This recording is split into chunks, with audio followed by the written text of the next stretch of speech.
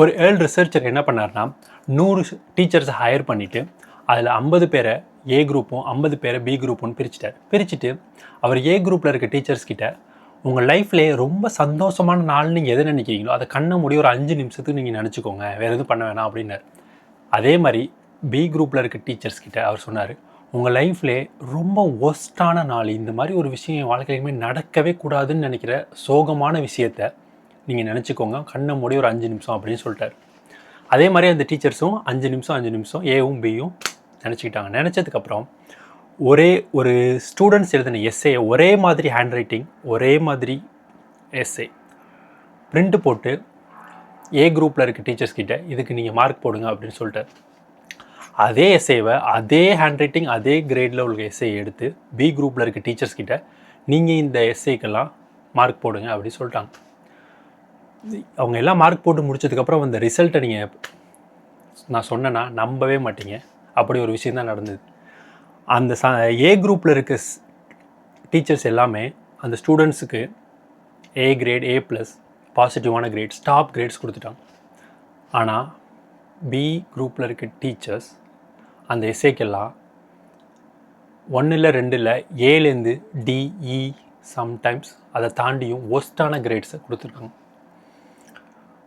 அந்த டீச்சர்ஸ்கிட்ட இந்த ரிசர்ச்சர் இந்த விஷயத்தை சொல்லும்போது உங்களோட எமோஷன் உங்களோட கிரேடை அஃபெக்ட் பண்ணி நீங்கள் போட்ட கிரேட் இங்கே கொடுத்த மார்க் அஃபெக்ட் பண்ணியிருக்குன்னு சொன்னப்போ அந்த டீச்சர்ஸ் யாருமே நம்பவே இல்லை. அவங்க எல்லாருமே சொன்னாங்க, சத்தியமாக எங்களோட எமோஷன்ஸுக்கும் நாங்கள் போடுற கிரேடுக்கும் சம்மந்தமே கிடையாது அப்படின்னாங்க. அவங்க சொல்கிறது உண்மை தான், அவங்க போய் சொல்ல. ஏன்னா அவங்களுக்கு அப்படி ஒரு விஷயம் நடந்திருக்குங்கிறதே அவங்களுக்கே தெரியல. யாருமே நம்மள எமோஷன் அவேர்னஸாக நம்ம இல்லை, அதுதான் லைஃப்பில் நடக்குது. ப்ராப்ளம் என்னென்னா அது ஒரு ரிசர்ச், அது ஒரு கண்ட்ரோல்டு என்விரான்மெண்ட்டில் நடக்குது. அங்கே ஒருத்தர் அவங்கள்ட்ட சொல்கிறாங்க, நீங்கள் பாசிட்டிவாக திங்க் பண்ணுங்கள், நீங்கள் நெகட்டிவாக திங்க் பண்ணணும். ஆனால் இந்த ரியல் லைஃப்பில் நம்ம வேலைக்கு போகும்போதோ நம்ம வேலையை விட்டு வீட்டுக்கு வரும்போதோ ஒரு நம்மளோட ஒய்ஃபோ நம்மளோட குழந்தையோ இன்றைக்கி நாள் எப்படி போச்சுன்னு அப்படின்னு கேட்டால் நம்ம அப்போ கண்ணை மூடி 5 நிமிஷம் நான் உலகத்திலே ரொம்ப சந்தோஷமான விஷயத்தை நினச்சிக்கிட்டு அதுக்கப்புறம் நான் பதில் சொல்ல போகிறேன் கிடையாது. நான் ஆல்ரெடி என்ன எமோஷனில் இருக்கணும், என்ன இருக்குன்னு எனக்கு தெரியாது. ஏதோ ஒரு எமோஷனில் ஒரு ஒஸ்ட்டான விஷயம் நடந்துச்சுன்னா அந்த எமோஷனில் இருந்துட்டு கேட்குற கேள்விக்கு இன்றைக்கி நாள் ஏதோ போச்சு, இன்றைக்கி நாள் ரொம்ப சூப்பராக போச்சு, நீங்கள் இப்படி ஒரு நாளே நடந்திருக்கவே தேவையில்லை அப்படின்னு நம்ம சொல்லுவோம். அதுதான் பிரச்சனையே. நம்மளோட லைஃப்பில் நம்மளோட எமோஷன் பெரிய இம்பேக்டை நம்ம சொல்கிற விஷயத்தில் பெரிய இம்பேக்டை கொடுக்குது. ஆக்ட்ரஸ் எல்லாம் ஒரு விஷயத்தை எமோஷனை கண்டிப்பாக யூஸ் பண்ணுவாங்க. அவங்க ஒரு சோகமான சீன் எடுக்க போகிறாங்கன்னா அவங்க லைஃப்பில் ரொம்ப சோகமான விஷயத்தை நினச்சிப்பாங்க, அவங்க சோகமாக அந்த சீனில் போய் அப்பியர் ஆவாங்க. அதே மாதிரி ஹாப்பினஸ், எக்ஸைட்மெண்ட் எல்லாத்தையுமே அவங்க அவங்க மெமரியில் இருக்க எமோஷனை ரீகால் பண்ணி அதை நினச்சிக்கிட்டு ஆக்ட் பண்ணுவாங்க. அந்த அளவுக்கு பவர்ஃபுல் தான் நம்மளோட எமோஷன்ஸ்.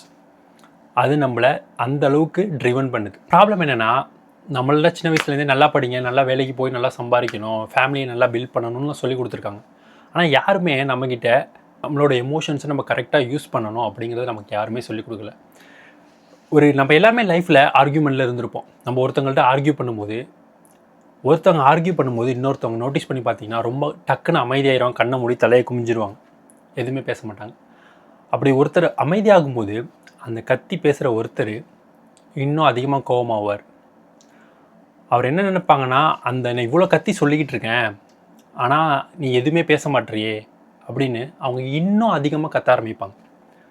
அவங்க என்னென்னமோ பண்ணிப்பாங்க, ஒரு பொருளை தூக்கி எறிவாங்க, என்னென்னமோ பண்ணி பார்ப்பாங்க அடுத்த ஆளை பேச வைக்கிறது. ஆனால் அந்த அமைதியாக இருக்க மனிதர் ஒருத்தர் ஒரு வார்த்தை கூட பேச மாட்டாங்க, இன்னும் அமைதியாக தான் இருப்பாங்க.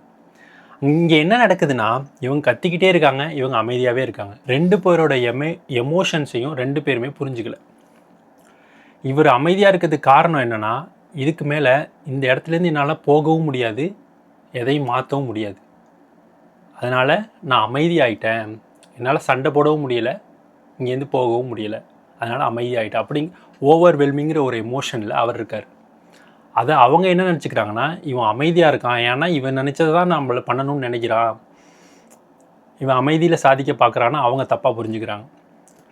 இவங்க திருப்பி கத்துறத இவங்க அமைதியாக இருக்கவங்க என்ன நினச்சிக்கிறாங்கன்னா, இவங்க கத்திக்கிட்டே தான் இருப்பாங்க, இவங்கள்ட்டெல்லாம் பேசி ஜெயிக்க முடியாது அப்படின்னு நினச்சிக்கிறாங்க. நம்ம எல்லார் லைஃப்லையும் இது நடந்திருக்கும்.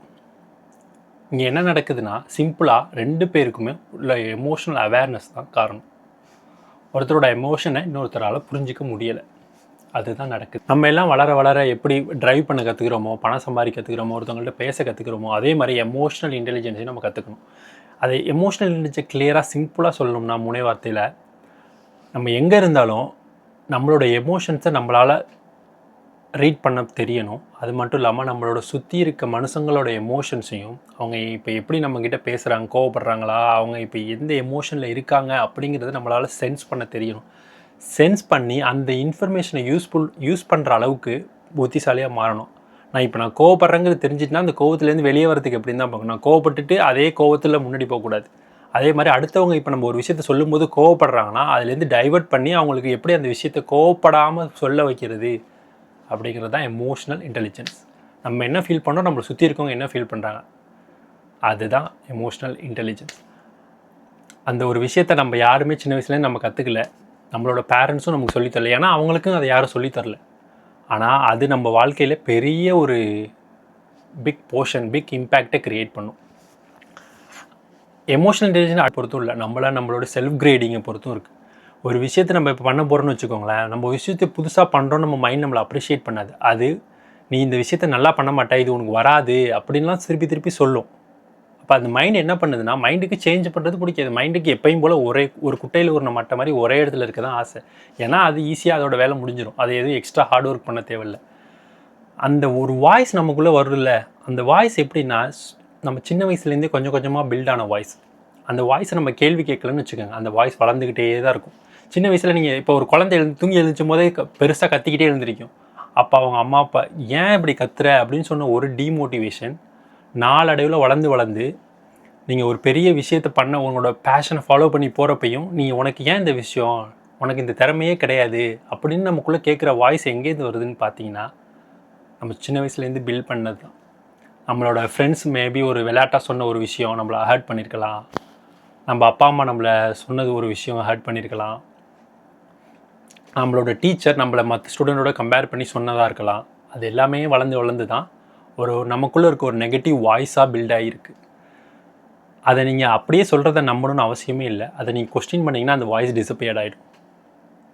ஸோ நான் சொல்ல வர்றது ஒரே விஷயந்தான், உங்களோட எமோஷன்ஸ் நீங்கள் நினைக்கிறத விட பெரிய பெரிய பெரிய லைஃப்பில் ஒரு இம்பார்ட்டன்ட் ரோலை ப்ளே பண்ணுது.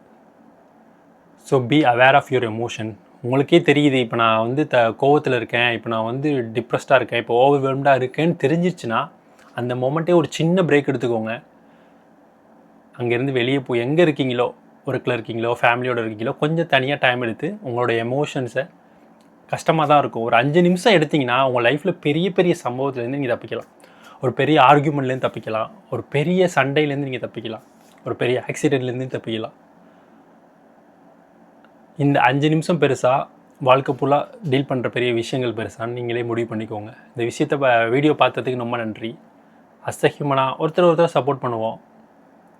இந்த மாதிரி குட் கண்டென்ட்ஸ் பார்க்கணுன்னா கண்டிப்பாக சப்ஸ்கிரைப் பண்ணுங்கள். நீங்கள் பண்ணுற சின்ன சப்ஸ்கிரைப் பெரிய இம்பேக்ட் எனக்கு க்ரியேட் பண்ணும். தேங்க்யூ. கண்டிப்பாக அடுத்த வீடியோவில் பார்ப்போம். பாய்.